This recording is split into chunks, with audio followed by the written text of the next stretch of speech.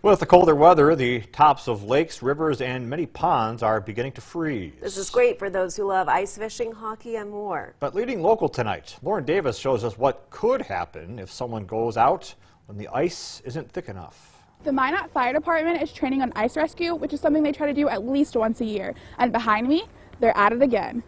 As you can see, the ice is very unstable right now with the fluctuating temperature and the river still flowing, so it creates different currents.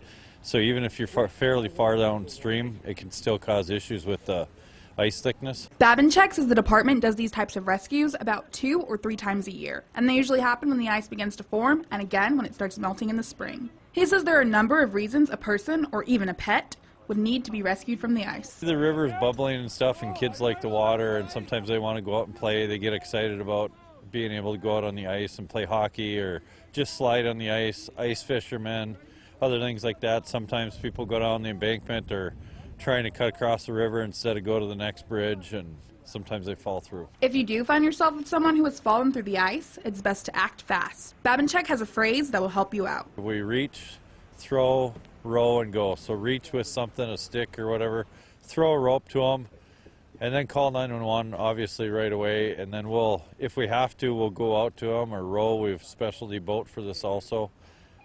Just typically stay away from the ice and call for help as soon as possible. He says now is not a good time to do any of those ice activities because the ice isn't thick enough. And he has a few more tips to help keep you safe. Go with an experienced person that's used to ice. Try and stay off the ice for a few more weeks till it solidifies and the temperature stabilizes below zero more than they've been, or below freezing.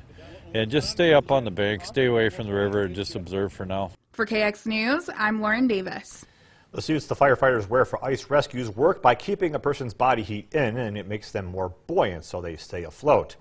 The suit also features a belt which allows them to be hooked onto a rope and pulled out.